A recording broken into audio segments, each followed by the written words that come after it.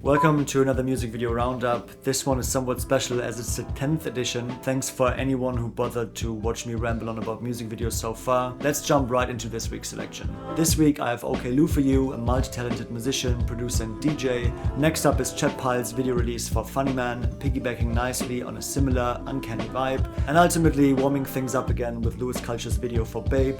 Let's get into it.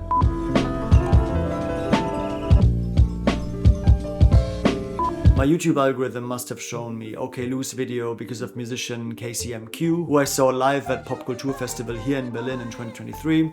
Casey has co-produced and co-written Family and Friends with oklou, and honestly, when I first saw the video, I was a little bit annoyed at the use of speed ramping right from the start.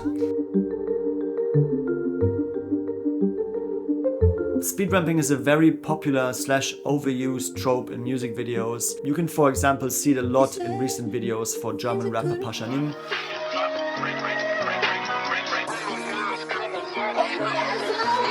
Most of the times there are random collages of presumed everyday life experiences of these artists, and they're definitely a big nod to the 2000s digital camera craze. But what's actually happening in Friends and Family is way more exciting and complex.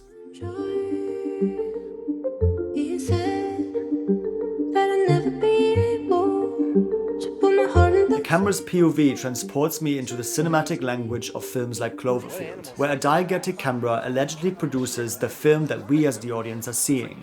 The shaky tilts and pans allude to something that the four people in the video can see, but seems to be always out of frame for us.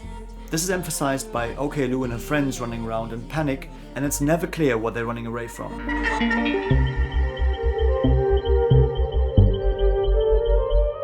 Chaotic little zooms share the same filmic language as before mentioned fake POV found footage films like Cloverfield, and especially interesting I found was this shot here where one of the actors shines a light directly into the camera, blinding it as it shamelessly films an unconscious person, telling it off for its actions.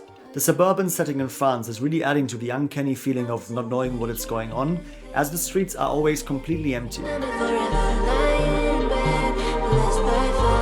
Quite an unconventional performance shot as she's dragging through the shrubs. I absolutely love this. Trying to understand and explain what I think is going on at the end is quite difficult to describe, but I'll try.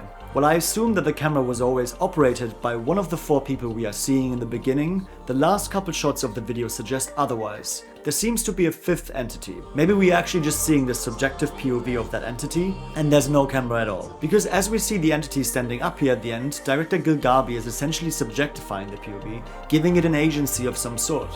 What remains is an uncertainty of who is chasing who as they're constantly playing with the audience's emotional response, perfectly exemplified here. They are running away, seemingly fleeing from the knockdown entity, but then she comes back and throws a little smile.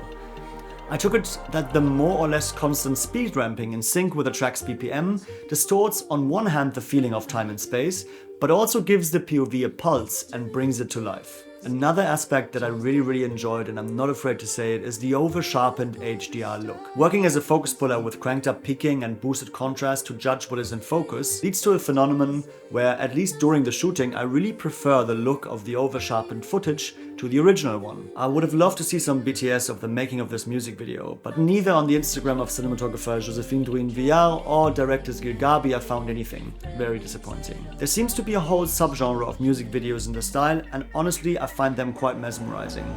I'm really reminded of Malibu's So Far Out of Love, for example, whose ambient music video has been living in my head ever since I've watched it for the first time. They both succeed so well at creating an otherworldly feeling that still remains very relatable, I think. Funny enough, Malibu, oklou and MKII seem to be in the same bubble at least of friends and musicians. Make sure to also check out Malibu's video. I think a music video that follows oklou's perfectly is the new video release from Chet Pyle for their single Funny Man. Funny Man is directed by Matt Rosenbaum and shot by Don Calva, and I'm digging these art films as music videos for bands like Chet Pyle.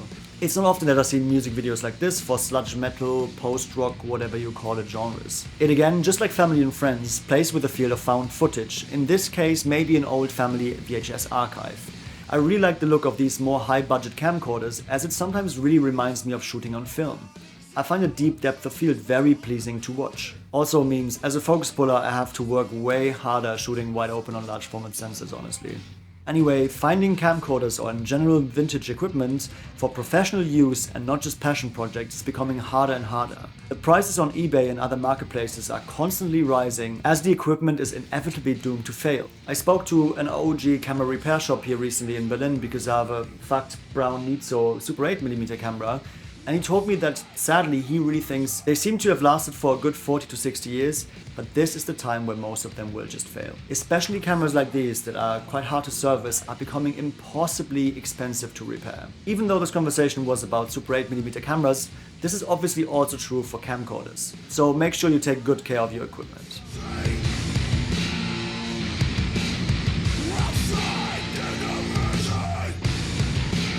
I think they found some great interesting shots in these 60s, 70s looking American homes, always hinting at that something isn't right. All the shots are static and often there's no movement in them at all, apart from the grain or the scan lines. Every couple shots we see carefully staged movement, but it's always objects that move and never humans.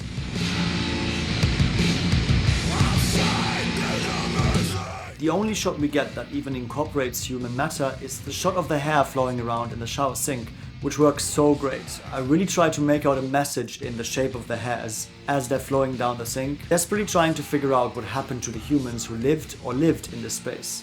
The lighting often reminded me of the photography work of Gregory Crutzen.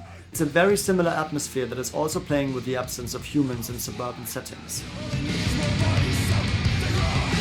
They must have had so much fun creating these creepy little sets, alluding to a much bigger picture to what we can actually see in frame. And a really good reminder that it's often so much more powerful and subtle to not show something than to shove the meaning or message of something down the audience's throat. As the summer is definitely and sadly leaving us here in Berlin, let's check out Louis Culture's video for Babe. It's directed by Eli Seike, shot by Mika Alsgan and Jack Reynolds. I chose this video because I think it fits perfectly in the time warping dynamic I talked about before, but this time in a way warmer and more welcoming context. Hours could be here for hours. I feel so devoured. There's love in your flower. One aspect of it is clearly the use of slow motion and slow motion lip sync and showing these sweet summer scenes of fresh romance. The constant floating state of the camera, often orbiting around the objects, they accentuate this freezing of time. And I wonder if orbital shots work so well for these time distorting dynamics because of the way we learn to see them in other films. For example, take the legendary freeze frame orbital bullet time shot from The Matrix. Well, that's a question for another video, I think. Anyway, this video culminates beautifully in the shot of Louis Culture and Tora I singing their parts at least at double time speed here, so it's in sync when played back in half-time slow motion. It's always an absolute ridiculous experience on set when the artists have to perform their song in double time to achieve that half-speed playback but sync effect, as it's basically turning the song into a chipmunk hyperpop version. Just to give you an idea, this is what it probably sounded like recording this shot on set.